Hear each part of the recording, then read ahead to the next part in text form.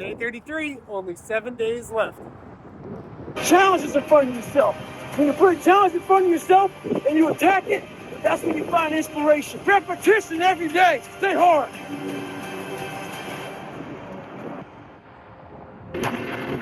So the other day I got an email from this lady. She said she truly enjoyed my book, but as she read it, she thought I was just crazy. So after she read it, she put the book down and started living her normal life. Just going back paying bills, going back to work, complaining about shit. A few days later, she had time to think about the book, and it scared her. She thought, well, maybe this guy isn't crazy. And that's what scared her the most. Maybe he's here trying to show us human potential, what we're all capable of doing.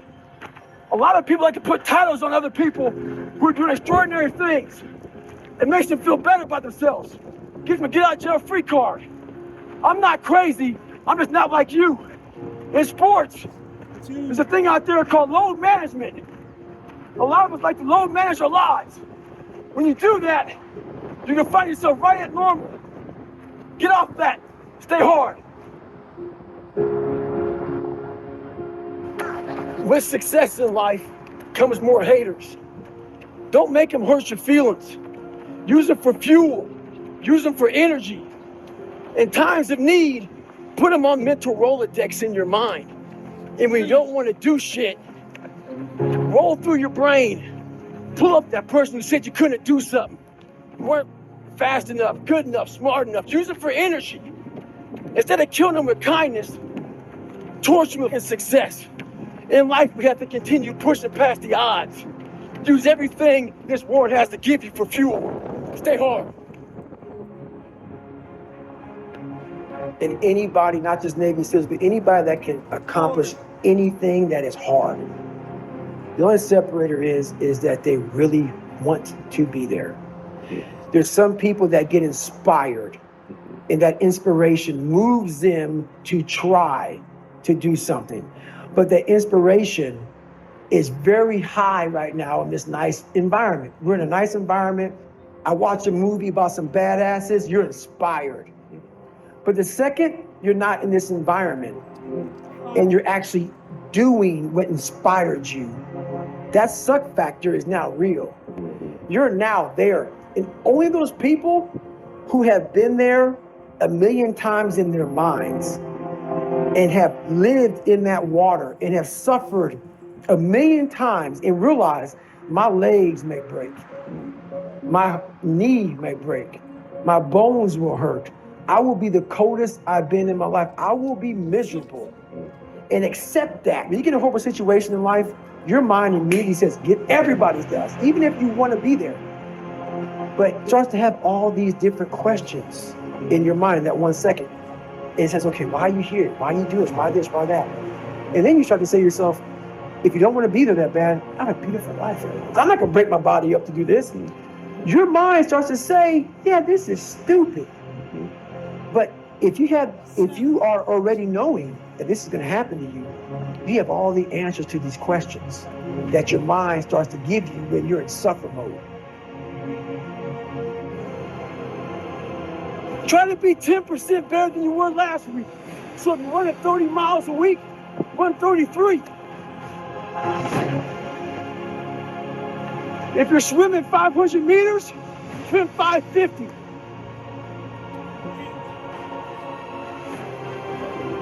The more you walk away from accountability, the weaker you become.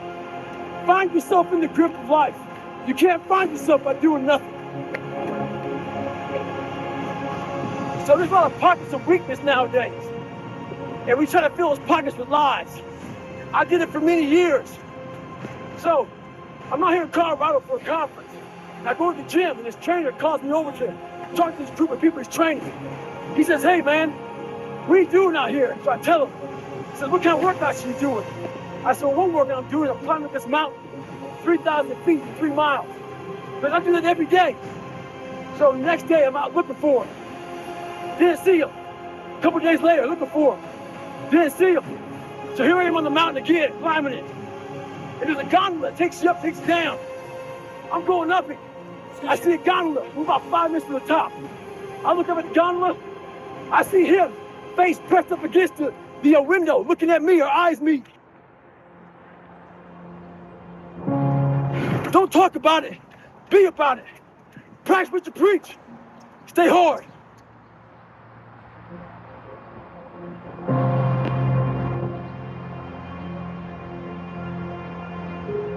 I like suffering in the way that is competitive, that brings out the absolute best in me and in everybody else. I want to see what you're made of.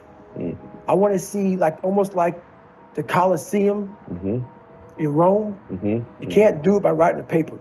And what I found out, and the only message I want to get across to people is once you change one thing, your mindset, you can attack everything. 12. People know, how do you keep grinding every day? You have to make those insecurities, those fears. Like when I was 300 pounds, I didn't have any drive. I was an insecure, lying kid, afraid. I had to look at my insecurities and in my fear and find drive in that. We're all looking for passion. Passion's all around you. All the energy and fuel you need is right in yourself. It's all there. You got a lot of stuff to do to overcome. And, that's where I found it. I found it right there in my own insecurities. I found drive in my own insecurities. And that's the most powerful thing in the world. When you can find drive in your own doubt, fear, insecurities, you become very unstoppable. I'm in a search for a feeling. I'm not in a search for a trophy. I'm not in a search for love. I'm not in a search for more followers on Instagram or social media.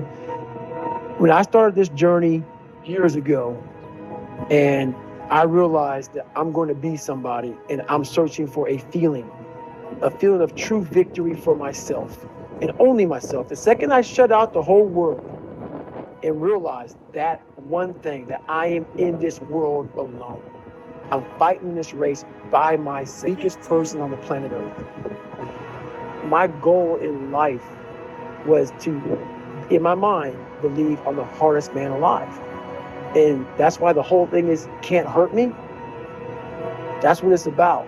It's about whatever you think you are, you have to make that dream a reality. But that's where the hard part is. There's a lot of successful people in this world who still feel empty inside. And they wonder why they still feel empty. So they try to make another million, 2 million, 3 million. Let's buy a new car, a new house, a new boat. Let's buy more of everything. At the end of the day, they still feel real empty inside. For me, I wasn't even successful, I just felt empty. So I was trying to hide my insecurities. You have to be there but not there at the graduation. Okay. You gotta be there in the worst In the parts suffering. that over and over again. You gotta live that in your mind. Dressing it up. Same thing with life. If you don't get inside your soul, inside your heart, and fix it, be willing to go to war with yourself. Stay hard.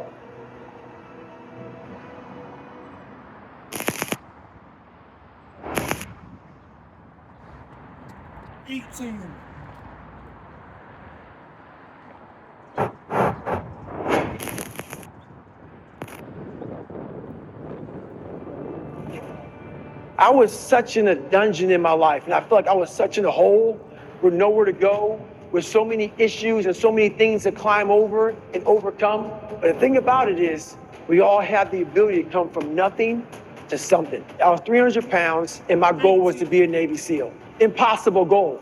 But what if I could? You have to be willing to suffer to get to the other side. And on the other side of suffering is a whole nother world that people have no idea that even exists. From the very beginning, how I became who I am today, I grew up very soft, very insecure. I was beat as a child a lot, not only physically, but also mentally. My dad was an alcoholic, so it transferred to him being very abusive, me growing up, not just to me, but also my mother. And from that, my foundation at an early age was cracked. I had a really cracked foundation growing up. So with a cracked foundation, And my mom having a cracked foundation, I had no one to really, show me the ropes, show me the way. And so we went from that kind of cracked foundation to another cracked foundation. I went to a small town in Indiana, in Brazil, Indiana. And there was about 5 black families there. So being called nigger was something that happened regularly. I had a lot of friends, but also, when you have a cracked foundation, the only thing you really see is the negative.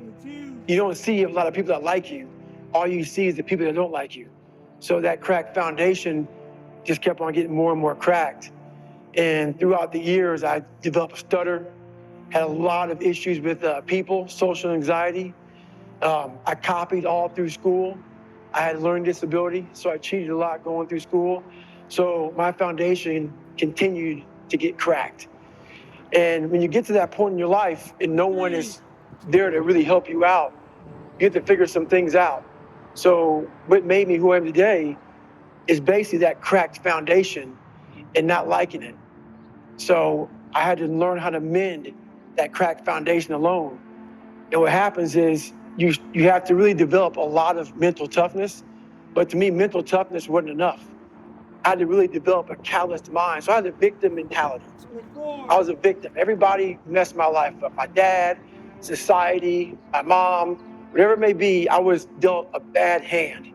And so it gives you a victim mentality. So I developed a way to get over the victim's mentality.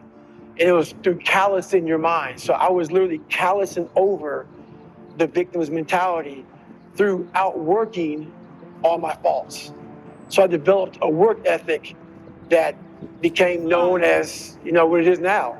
That's how I got this world toughest man, because I'm not the best person in the world. I'm not the smartest. I'm not anything. But I learned to outwork everybody around me. And that's how I got to where I'm at today. So I don't live a very glamorous life at all. I live very uncomfortable to a lot of people. It's not that I'm broke. It's not that I don't have the means to do it. It's like a boxer. A boxer may have a $4 million house. But before a big fight, he may go away to the mountains for about 2 months to train. Totally secluded, desolate world, may live on a cot, may live on the ground.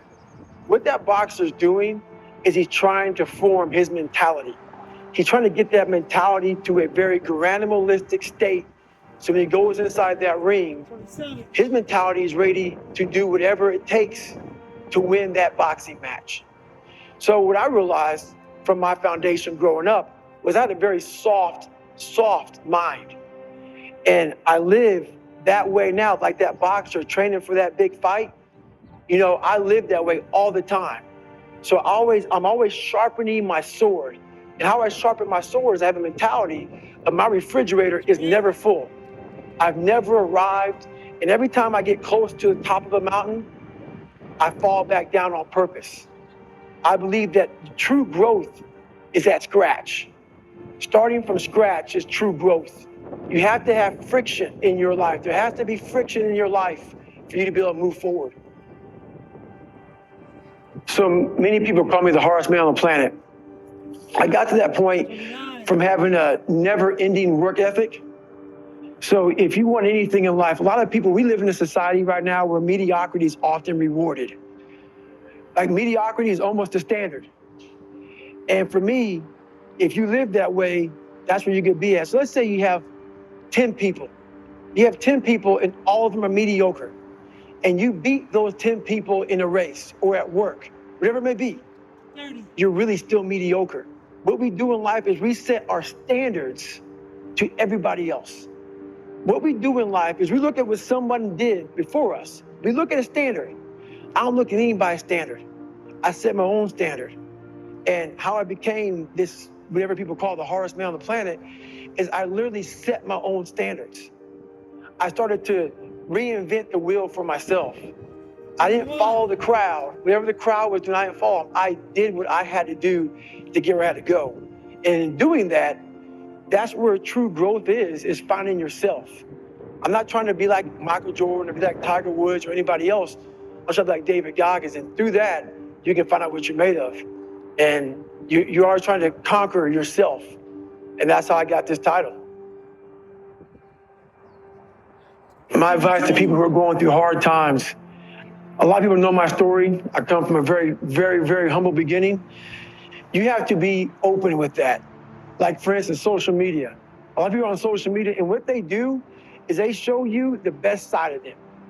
Everybody on social media, everybody out here in this world, if you have friends, everybody has two sides to them. We have the side that we want you to see, which is our best side. Our best side. But we also have this side that we're not working on. The side we're not working on is that side that we want no one to see. Like on social media, everybody posts where they're going, you know, I'm going here for vacation. This is me in the gym. This is me here. This is me here.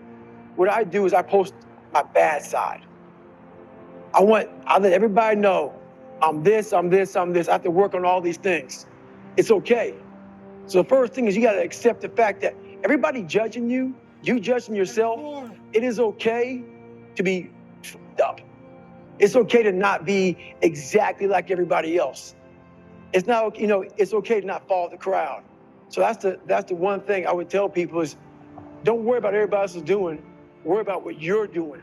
Focus on what you're doing, because everybody else out there, everybody judging you, they also have problems themselves. And that's what I realized myself. So I stopped comparing myself to everybody else, and I was comparing myself to me. I'm my own hero. I'm my own hero. I believe that a lot more people can relate to the struggle, a lot more than the success. People relate a lot more to that. You know, I relate a lot more to a person who's the underdog. Most of us in this world are underdogs. There's very few of us out here who are the 1%ers. And those 1%ers are those people who are like the CEOs, these people who are like the best basketball, the best golfer. Very few people are there. It's those people who are at the very bottom in the middle who are trying to get there. It's all about work ethic.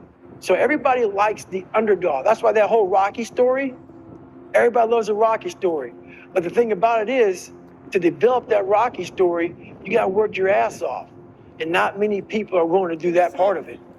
That's the hard part about overcoming the odds, overcoming yourself, is you have to create a Rocky story. So why I like the Rocky films so much is when I was growing up, I didn't have much of a role model growing up. So in between my cheating and me ditching school and all these things, I got obsessed with people that I saw my life in their life. And I got obsessed with people who struggled, with people who were at the bottom of the daggone sewer. I got obsessed with watching these people, and I got obsessed with watching Rocky 1, round 14. And the reason why this specific round is, even to this day, I'm 43 years old. To this day, it puts chills in my body, is I can go back to where I was 10, 11, 12 years old, whenever the movie came out. And I remember my first time watching it. And I was watching round 14 of Rocky 1. And I'll never forget watching this guy who was Rocky, getting his butt kicked. Apollo Creed was just knocking him down, beating him up. And all he wanted to do was go the distance. And to a lot of people, this makes no sense to them. But for a kid who's looking for strength, who's looking for, like, is it possible? You're looking for, is it possible? Can I pull off the impossible? And me watching this film, that's what I saw. So it was a no-name boxer against the best boxer in the world, who's Apollo Creed.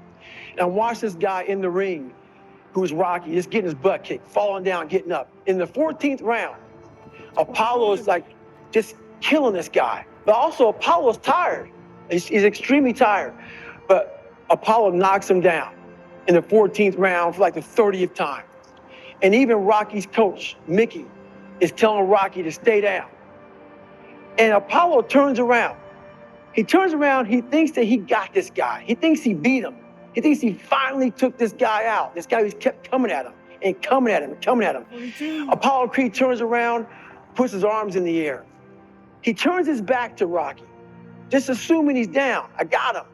Everybody in the crowd saying, stay down, everybody. This guy is climbing the ropes to get back up. Totally destroyed, nothing left, but he found something. And this is the thing about it. He found something. And I watched this guy get up, And once he gets up, 43. Apollo Creed turns around and sees this. And the look I saw, most people don't even see this. The look I saw on Apollo Creed's face was this look of total awe of who the hell are you? Who am I fighting? It looked like Apollo Creed's soul left his body. And Rocky got his gloves and motioned him to come on. And Apollo Creed put his head down and shook his head.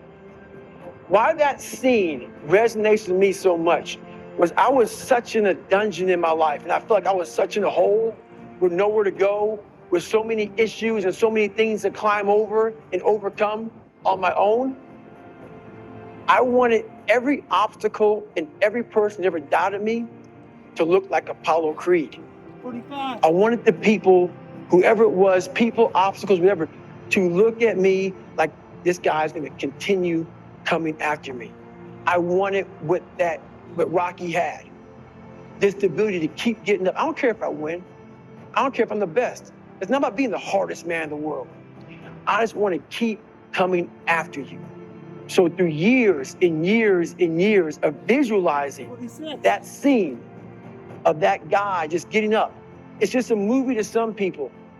But to me, it became what my reality had to become. I had to become that guy who could run on broken legs going through Hell Week, who can endure the most pain, the most suffering. To get where I have to go, I'm going to have to be that guy. And a lot of people will never understand that because a lot of people just don't have that kind of mindset. But we all have it. I came from nothing. But the thing about it is, we all have the ability to come from nothing to something. But it takes that kind of spirit. It takes that kind of spirit. The cookie jar. The cookie jar is something that I developed years ago. So what happens to me, happens to a lot of us in situations. We get put in these situations. My whole life, I've been put in struggles. I've put myself in struggles. I've purposely put obstacles in front of me to see how I'm gonna feel. Like, for instance, I run 205 miles at one time, nonstop. Do you know what goes through your mind when your goal is to run over 200 miles and you're at mile 100? You're at mile 100, you've run for over 24 hours, and your body is broken. You're destroyed. All right, that was slower than yesterday. But the important thing is I came out and I did them. There's the reason why I was slower. I don't need to share that reason. You should be able to figure it out. Anyways, so, but no excuses. That's it for today. 7 more workouts. 7 days left. It's the American Lung Association 5 Air Climb, downtown San Francisco.